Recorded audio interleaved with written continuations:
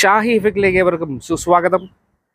പ്രിയ മാധ്യമ സുഹൃത്തുക്കളെ, സാമൂഹ്യനീതി ഉറപ്പാക്കാൻ ജാതി സെൻസസിനെ അനുകൂലിക്കുന്ന പാർട്ടികളുമായി സഹകരിക്കും എന്ന വിഷയസംബന്ധമായി ഈ സെൻസസ് വിഷയ സംബന്ധമായുള്ള ഒരു പത്രസമ്മേളനമാണ്. ഈ പത്രസമ്മേളനം നയിക്കുന്നത് പാർട്ടിയുടെ സംസ്ഥാന ഉപാധ്യക്ഷൻ തുളസീധരൻ പള്ളിക്കലാണ്. ഇതിൽ പങ്കെടുക്കുന്നത് പാർട്ടിയുടെ സംസ്ഥാന സെക്രട്ടറി അൻസാരി അനാത്ത്, സംസ്ഥാന പ്രവർത്തക സമിതി അംഗം പ്രാവുച്ചമ്പലം അഷ്റഫ് മൗലവി, ജില്ലാ ജനറൽ സെക്രട്ടറി സലീം കരമനയാണ്. ഈ വാർത്താ സമ്മേളനത്തിൽ നിങ്ങളോട് സംസാരിക്കാൻ പാർട്ടിയുടെ ഉപാധ്യക്ഷൻ തുളസീധരൻ പള്ളിക്കൽ ക്ഷണിക്കും.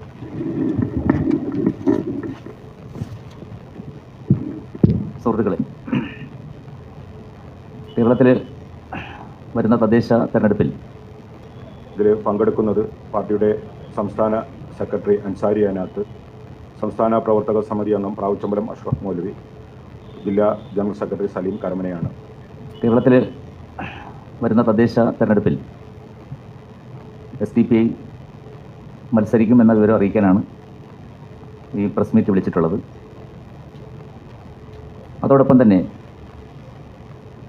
ദേശീയ തലത്തിലേറെ ചർച്ച ചെയ്യപ്പെട്ട ഇന്ന് ഇന്ത്യയിലെ പല സംസ്ഥാനങ്ങളും തൊട്ടടുത്ത കർണാടക സംസ്ഥാനമടക്കം പൂർത്തിയാക്കിക്കൊണ്ടിരിക്കുന്ന സാമൂഹിക സാമ്പത്തിക സ്ഥിതിവിവര കണക്കുകൾ ജാതി സെൻസസ് എന്ന നിലയിൽ നടപ്പാക്കുമ്പോൾ ജനാധിപത്യ കേരളം എന്നൊക്കെ പറയുന്ന ഊറ്റം കൊള്ളുന്ന കേരളം ഇടതുപക്ഷം ഭരിക്കുമ്പോൾ അനങ്ങാമ്പാറ നയം സ്വീകരിക്കുന്നു എന്നുള്ളത് നിങ്ങൾക്കറിയാവുന്ന കാര്യമാണ്.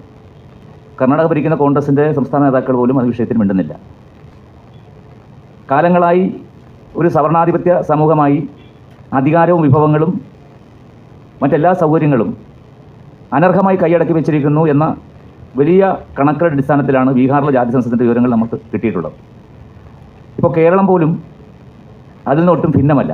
കുട്ടിഘോഷിക്കപ്പെട്ട ഭൂപരിഷ്കരണത്തിൽ 35,000 കോളനികളിലാണ് കേരളത്തിലെ ദളിത് ആദിവാസി വിഭാഗങ്ങൾ ജീവിക്കുന്നു എന്ന് പറയുമ്പോൾ ശാസ്ത്ര സാഹിത്യ പരിഷത്തുള്ളവരുടെ കണക്കുകൾ നമ്മുടെ മുന്നിലുണ്ട്. അപ്പോൾ ഇന്ത്യ രാജ്യത്ത് സാമൂഹിക അടിസ്ഥാനത്തിൽ റെപ്രസെൻറ്റേഷൻ എല്ലാവർക്കും കിട്ടണം, പ്രാതിനിധ്യം ഉറപ്പ് ചെയ്യുന്ന ഭരണഘടനാ അവകാശമായ ഈ പ്രാതിനിധ്യത്തിന് വേണ്ടിയുള്ള ഒരു വലിയ ഉപകരണമായിരുന്നു സംവരണം, സാമൂഹിക സംവരണം. മാറ്റി നിർത്തപ്പെട്ടവർക്ക്, അരികുവൽക്കരിക്കപ്പെട്ടവർക്ക്, ജാതി വ്യവസ്ഥയാൽ പിന്തള്ളപ്പെട്ടവർക്ക് വിഭവാധികാരങ്ങൾ പങ്കാളിത്തം കിട്ടാനുള്ള ഉപാധിയായിരുന്നു. ആ അവസരത്തെയാണ് കഴിഞ്ഞ 2019 നിങ്ങൾക്കറിയാവുന്നതുപോലെ പാർലമെൻറ്റ് ഒരു നിയമം പാസ്സാക്കി സാമ്പത്തിക സംവരണം. കോടതിയിൽ അത് സാധൂകരിച്ചു. പിന്നീട് ഇന്ത്യയിൽ BJPയുടെ ഏതെങ്കിലും ഗവൺമെൻറ് അല്ല ആദ്യം നടപ്പിലാക്കിയത്. സഖാവ് പിണറായി വിജയൻ ഗവൺമെൻറ്റാണ് കേരളത്തിൽ സാമ്പത്തിക സംവരണം നടപ്പാക്കി. സുപ്രീം കോടതിയിൽ തന്നെ അമിത്ഷാ അവതരിപ്പിച്ച പാർലമെൻറ്റിൽ പാസ്സാക്കിയ ബില്ലിൻ്റെ അതിൻ്റെ ഭേദഗതികളും അതിൻ്റെ ചട്ടങ്ങളും നിലവിൽ വരുന്നതിന് മുമ്പ് കേരളം എത്രയും വേഗം നടപ്പിലാക്കി എന്നുള്ളതാണ്. നടപ്പാക്കി കഴിഞ്ഞപ്പോൾ ഇപ്പോൾ കഴിഞ്ഞ അക്കാഡമിക് ഇയറിൽ തന്നെ, ഈ അക്കാഡമിക് ഇയറിൽ നിങ്ങൾ കണ്ടതാണ്, MBBSന് പിന്നോക്ക ജാതിക്കാർക്കോ മറ്റ് OBCകൾക്കോ അവർക്ക് മുകളിൽ അവർക്ക് താഴെ റാങ്കുള്ളവർക്ക് മുന്നോക്ക ജാതിയിൽ പാവങ്ങൾ എന്ന പേരിൽ കേരളത്തിലെ 20-22% വരുന്ന സാമൂഹ്യ വിഭാഗങ്ങൾ കുട്ടികൾക്കാണ് കിട്ടിയത്. പട്ടികജാതിക്കാർക്ക് കേരളത്തിൽ 8% സംവരണമേ ഉള്ളൂ, 2% ആദിവാസികൾക്കാണ്. ആ പട്ടികജാതി സംവരണത്തിന് മുകളിലേക്ക് 10% സംവരണം ഇതുവരെ സംവരണത്തെ എതിർത്തുകൊണ്ടിരുന്ന മുന്നോക്ക വിഭാഗങ്ങളുടെ പേരിൽ കേരളത്തിൽ നൽകിയിരിക്കുകയാണ്. സത്യത്തിൽ സുപ്രീം കോടതിയുടെയും പാർലമെൻറ്റ് ഉന്നയിച്ച അല്ലെങ്കിൽ പാസ്സാക്കിയ നിയമത്തിലും 10% എന്ന് പറയുന്നത് മാറ്റിവെക്കപ്പെടുന്ന ഓപ്പൺ കോട്ടയിൽ മാത്രമാണ്, സംവരണ കോട്ടയിൽ ബാധകമല്ല. പക്ഷേ കേരളത്തിൽ ഇപ്പോൾ 50% സംവരണ കോട്ടയും കവർന്ന് 10% കൂടി ഓപ്പൺ കോട്ടയിലേക്ക് പോയിരിക്കുകയാണ്. 60% കേരളത്തിൽ സാമ്പത്തിക സംവരണം നടപ്പിലാക്കിയപ്പോൾ വരും എന്ന് പറഞ്ഞാൽ 80% വരുന്ന പിന്നോക്ക OBC ന്യൂനപക്ഷ SC/ST വിഭാഗങ്ങൾക്ക് കേരളത്തിൽ പ്രാതിനിധ്യം ഇപ്പോൾ 40% ചുരുങ്ങിയിരിക്കുകയാണ്. അതോടൊപ്പം തന്നെ അത്തരമൊരു ഡിസ്പാരിറ്റി, വിവേചനം അല്ലെങ്കിൽ ഒരു അസന്തുലിതാവസ്ഥ കേരളത്തിൽ ഉണ്ട് എന്നുള്ളതിന് ഒരുപാട് തെളിവുകളുമുണ്ട്. കേരളത്തിലെ ഒരു യൂണിവേഴ്സിറ്റി പോലും ദളിത് ഭാഗത്തു നിന്ന് ഒരാൾ വൈസ് ചാൻസലർ ആയിട്ടില്ല. കേരളത്തിലെ അധികാരത്തിൽ ഒരു പട്ടികജാതി മന്ത്രി എന്നത് ഒരു പട്ടികവർഗ മന്ത്രിയായി ഇന്ന് ചുരുക്കപ്പെട്ടിരിക്കുന്നു. കേരളത്തിൽ 50% മന്ത്രിസഭയിൽ സംവരണം കേരളത്തിലെ കരയോഗ മന്ത്രിസഭയാണോ എന്ന് സംശയിക്കുന്ന രീതിയിൽ കേരളത്തിൽ LDF നൽകിയിരിക്കുന്നു. എന്ന് പറഞ്ഞാൽ എത്രയാണ് കേരളത്തിലെ പട്ടികജാതിക്കാർക്ക് ഇന്ന് പ്രാതിനിധ്യമില്ല. പട്ടികജാതി വിഭാഗത്തിൻ്റെ അതേ പ്രാതിനിധ്യമുള്ള മറ്റൊരു സമുദായത്തിന് അവർ കേരളത്തിലെ ഉന്നത കുലജാതർ അല്ലെങ്കിൽ ഉയർന്ന സാമൂഹികതയിൽ ഉണ്ട് എന്ന് പറയുന്നത് കൊണ്ട് ഭരണത്തെയും രാഷ്ട്രീയ പാർട്ടിയെ നിയന്ത്രിക്കാൻ കഴിയുന്നതുകൊണ്ട് അവർക്ക് 50% കേരളത്തിലെ മന്ത്രിസഭയിലെ പ്രാതിനിധ്യം. ഏത് മേഖലയിലാണ് അതില്ലാത്തത്? എന്നിട്ടിപ്പോൾ ദേവസ്വം ബോർഡ് വലിയ പ്രതിസന്ധി നിൽക്കുമ്പോൾ നിങ്ങൾ മനസ്സിലാക്കണം, ദേവസ്വം ബോർഡിലെ 96% നിയമനങ്ങളും ഈ വിഭാഗത്തിന് മാത്രമാണ്.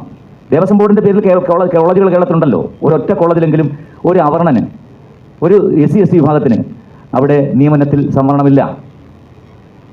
3% മാത്രമാണ് SC വിഭാഗങ്ങൾക്ക് കേരളത്തിലെ ദേവസ്വം ബോർഡ് കോളേജുകളിൽ അല്ലെങ്കിൽ സ്ഥാപനങ്ങളിലെ പ്രാതിനിധ്യം എന്ന് പറയുന്നത്. 95% കേരളത്തിൽ മുന്നോക്ക വിഭാഗത്തിൽപ്പെട്ടവരാണ്. അപ്പോൾ ഞങ്ങൾ പറയുന്നത് കേരളത്തിൻ്റെ സാമൂഹിക നീതിക്ക്, കേരളത്തിൽ വിഭവങ്ങളുടെ തുല്യ വിതരണത്തിന്, കേരളത്തിൻ്റെ സാമൂഹിക അന്തരീക്ഷത്തിൽ അധികാരത്തിൽ പങ്കാളിത്തം എന്ന് പറയുന്നത് ഇപ്പോഴും മരീചികയാണ് പിന്നോക്ക വിഭാഗങ്ങൾക്ക്. അതുകൊണ്ട് കേരളത്തിൽ ജാതി സെൻസസ് നടപ്പാക്കണം എന്ന മുദ്രാവാക്യം ഉയർത്തുന്ന, എന്ന ആവശ്യം ഉയർത്തുന്ന, ഇന്ത്യയിലെമ്പാടും നടപ്പിലാക്കിക്കൊണ്ടിരിക്കുന്ന രാഷ്ട്രീയ പാർട്ടികൾ ഉള്ളപ്പോൾ കേരളത്തിൽ ഒട്ടകപ്പക്ഷിയെപ്പോലെ മുഖം പൂഴ്ത്തിയിരിക്കുന്ന ഇടതുപക്ഷത്തെയും മറ്റു പാർട്ടികളെയും പിന്തള്ളിക്കൊണ്ട് ഈ ആവശ്യം ഉന്നയിച്ചുകൊണ്ട് മുന്നോട്ട് വരുന്ന പാർട്ടികളുമായി തെരഞ്ഞെടുപ്പിൽ സഹകരിക്കാൻ ഞങ്ങൾ തീരുമാനിച്ചിരിക്കുന്നു. അതൊരു പ്രക്ഷോഭമായി തെരഞ്ഞെടുപ്പിന് ശേഷം ഉയർന്നു വരിക തന്നെ ചെയ്യും. ഇവിടെ ഒരു കാര്യം കൂടി ഞാൻ സൂചിപ്പിക്കാൻ ആഗ്രഹിക്കുന്നു. NSSൻ്റെ ജനറൽ സെക്രട്ടറി നൂറ്റാണ്ടുകളായി ഭരണഘടന ഉറപ്പ് ചെയ്യപ്പെട്ട സാമൂഹ്യനീതി രാജ്യത്ത് പുലരാൻ അത് കുറച്ച് 10-20 വർഷക്കാലമായിട്ടുള്ളൂ. അതിനകത്ത് ഒരു പ്രാതിനിധ്യത്തിൻ്റെ സ്വഭാവം ഇന്ത്യയിലെ പിന്നോക്ക, മർദ്ദിത, ന്യൂനപക്ഷ വിഭാഗങ്ങൾക്ക് ലഭിക്കുന്നത്. സെക്രട്ടറിയാണ് സുകുമാരൻ നായർ. അയ്യപ്പ സംഗമത്തിൽ ഇപ്പോൾ ഇടതുപക്ഷത്തിൻ്റെ സഹയാത്രികനാണ്. കേരളത്തിലെ CPM NSSന് കൊടുത്തിരുന്നത് ഉറപ്പെന്താണ്? ആ ഉറപ്പാണ് അയ്യപ്പ സംഗമത്തിലേക്ക് അദ്ദേഹം വരാൻ കാരണം. ആ ഉറപ്പ് ജാതി സെൻസസ് കേരളത്തിൽ നടപ്പിലാക്കില്ല. സാമ്പത്തിക സംവരണം 50% മെറിറ്റ് സീറ്റിൽ മാത്രം മതി എന്ന വ്യവസ്ഥാപിതമായൊരു ചട്ടം ലംഘിച്ചുകൊണ്ട് 10%, 100 സീറ്റ് ഉണ്ടെങ്കിൽ 10 സീറ്റ് സാമ്പത്തിക സംവരണക്കാർക്ക് കൊടുക്കുകയാണ്. സാമ്പത്തിക സംവരണം നിങ്ങൾക്കറിയാം, ഇന്ത്യയിൽ ഏറ്റവും കൂടുതൽ പിന്നോക്കം നിൽക്കുന്ന വിഭാഗങ്ങൾ പട്ടികജാതി പട്ടികവർക്ക് പിന്നോക്ക വിഭാഗങ്ങളാണ്. 88% ഇന്ത്യയിലെ സമ്പത്തില്ലാത്തവർ ഈ വിഭാഗത്തിൽപ്പെട്ടവരാണ്. പക്ഷേ അവർക്കൊന്നും സംവരണമില്ല. ജാതിയുടെ പേരിൽ സംവരണം ഏർപ്പെടുത്തിയ ഈ സവർണ സംവരണം, അതിൻ്റെ ഗുണഭോക്താക്കൾ 10% ഇന്ന് കേരളത്തിലുണ്ട്. അപ്പോൾ ആ സംവരണത്തെ ഒരു കാരണവശാലും ആ സാമ്പത്തിക സംവരണം പുനഃപരിശോധിക്കണം എന്നുള്ള ആവശ്യം മുന്നോട്ട് വന്നിട്ടുണ്ട്. അത് ചെയ്യില്ല. ജാതി സെൻസസ് എന്ന ആശയവും കേരളത്തിൽ നടപ്പിലാക്കില്ല എന്ന് NSSന് ഉറപ്പ് കൊടുത്തിരിക്കുന്നു. നിങ്ങളൊരു കാര്യം കൂടി മനസ്സിലാക്കണം. 22% കേരളത്തിലെ ഈ സാമ്പത്തിക സംവരണത്തിൻ്റെ ഗുണഭോക്താക്കളായി വരുന്നവർ.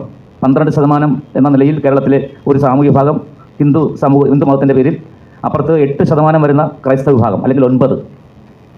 കേരളത്തിലെ ക്രൈസ്തവ ജനസംഖ്യ കേരളത്തിൽ പഠനം നടത്തി കേരളത്തിലുണ്ടല്ലോ, കാനേഷുമാരി കണക്കും ഗവൺമെൻറ് കണക്കുണ്ട്. 18.4%, അതിൽ 10.4% കേരളത്തിലെ പിന്നോക്ക അധസ്ഥിത ക്രൈസ്തവരാണ്.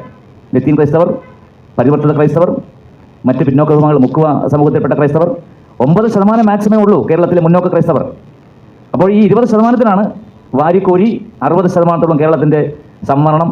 60%-ഓളം ഓപ്പൺ കോട്ട, മെറിറ്റ് കോട്ട എന്ന് പറഞ്ഞ ഓപ്പൺ കോട്ട വർഷങ്ങളായി അവർ കൈകാര്യം ചെയ്യുന്നതാണ്. അവിടേക്ക് വരുന്ന ഒരു അവർണന് അവൻ്റെ സംവരണ ലിസ്റ്റിലേക്കാണ് അവൻ്റെ നിയമനങ്ങൾ പോകുന്നത്. അത് ഞാൻ ഇവിടെ വിശദമാക്കുന്നില്ല. അപ്പോൾ ഈ കേരളത്തിൽ 9% വരുന്ന മറ്റൊരു വിഭാഗമുണ്ട്, പരിവർത്തിത ക്രൈസ്തവർ. 35 ലക്ഷം വരുന്നവർ. കേരളത്തിലെ ഒരു MLA ആയിട്ടില്ല ഇന്ന് വരെ. 1970 ശേഷം P. ചാക്കോ ഉണ്ടായിരുന്നു. അതിനുശേഷം ഇന്ന് വരെ കേരളത്തിൽ MLA ആയിട്ടില്ല. ഒരു രാജ്യസഭാ MP ആയിട്ടില്ല. ഒരാൾ പോലും കേരളത്തിൽ നിന്ന് MP മാരായിട്ടില്ല. അപ്പോൾ കേരളത്തിൻ്റെ നേർപകുതി, ക്രൈസ്തവ ജനസംഖ്യയുടെ നേർപകുതി വരുന്നവർക്ക് പ്രാതിനിധ്യം കേരളത്തിലില്ല. അവരെ പരിഗണിക്കാൻ ഒരു സംവിധാനം ഇവിടെ ഇല്ല. പേരിനാണ് കേരളത്തിൽ പിന്നോക്ക വിഭാഗങ്ങളിൽ നിന്ന് പ്രാതിനിധ്യം കേരളത്തിൻ്റെ നിയമസഭയിലും ഒക്കെ ഉള്ളത്. അത് ഞാൻ വിശദമാക്കുന്നില്ല. മന്ത്രിസഭയുടെ കാര്യം ഞാൻ പറഞ്ഞു. അപ്പോൾ അതുകൊണ്ട് ഇന്ത്യയിലെ ഏറ്റവും കൂടുതൽ വിവേചനം നേരിടുന്നൊരു വിഭാഗം അധികാരത്തിൽ, നിങ്ങൾക്കറിയുമോ, തമിഴ്നാട്ടിലും കർണാടകയിലും അപ്പുറത്ത് ആന്ധ്രയിലും തെലങ്കാനയിലുമൊക്കെ പിന്നോക്ക വിഭാഗങ്ങളുടെ പ്രാതിനിധ്യം മന്ത്രിസഭയിൽ 4-5 ക്യാബിനറ്റ് മന്ത്രിമാർ SC വിഭാഗങ്ങളുണ്ട്. ആന്ധ്രയിൽ, തമിഴ്നാട്ടിൽ, ബംഗാളിൽ, ഇന്ത്യയിലെ പല സംസ്ഥാനങ്ങളിലും. പക്ഷേ കേരളത്തിൽ ഒരെണ്ണം ഒരാൾക്ക് മാറ്റി വെച്ചിരിക്കുന്നു. അത് പട്ടികജാതിക്കാരനാണ്, അയാൾക്ക് കൊടുക്കും. 2 പേര് വന്നാൽ 2 ഇങ്ങനെ കീറി അങ്ങ് കൊടുക്കും. നിങ്ങൾക്കറിയാമല്ലോ, ജയലക്ഷ്മി മത്സരിച്ച സമയത്ത് UDF ഭരിക്കുമ്പോൾ ഒരു വകുപ്പ് 2ആയിട്ട് പകുത്തു കൊടുത്തത്. പട്ടികജാതി പട്ടികവർഗം 1, പട്ടികജാതി അപ്പുറത്ത് അനിൽകുമാറും. അപ്പോൾ കേരളം അധസ്ഥിതരോട്, പിന്നോക്കരോട്, കേരളത്തിലെ ദുർബലരോട്, കേരളത്തിലെ ന്യൂനപക്ഷങ്ങളോട് വിവേചനം കാണിച്ചുകൊണ്ടിരിക്കുന്ന സാഹചര്യത്തിൽ ഇത് അവസാനിപ്പിക്കാൻ കേരളത്തിലെ ആ സാമൂഹ്യ വിഭാഗങ്ങളിലുള്ളവർ ജാതി സെൻസസ് എന്ന ആവശ്യവുമായി മുന്നോട്ട് വന്നുകൊണ്ട് ശക്തമായി അടുത്ത നിയമസഭാ തെരഞ്ഞെടുപ്പിന് മുമ്പിൽ ജാതി സെൻസസ് പ്രഖ്യാപിക്കുന്ന രീതിയിലേക്ക് കേരളത്തിലെ ഇടതുപക്ഷ ഗവൺമെൻറ്റിനെ സമ്മർദ്ദം ചെലുത്തി അത് നടപ്പിലാക്കാൻ മുന്നോട്ട് വരണം. ആ ആവശ്യം ഉയർത്തിക്കൊണ്ടാണ് ഈ തദ്ദേശ തെരഞ്ഞെടുപ്പിൽ ഞങ്ങൾ അത്തരം ആവശ്യം ഉയർത്തുന്ന പാർട്ടികളുമായി സഹകരിക്കാൻ തീരുമാനിച്ചിരിക്കുന്നു. വാർത്തകളും വിശേഷങ്ങളും അവസാനിക്കുന്നില്ല. കൂടുതൽ വാർത്തകളും വിശേഷങ്ങളുമായി വീണ്ടും കണ്ടുമുട്ടുന്നതുവരെ അവർക്ക് നന്ദി, നമസ്കാരം.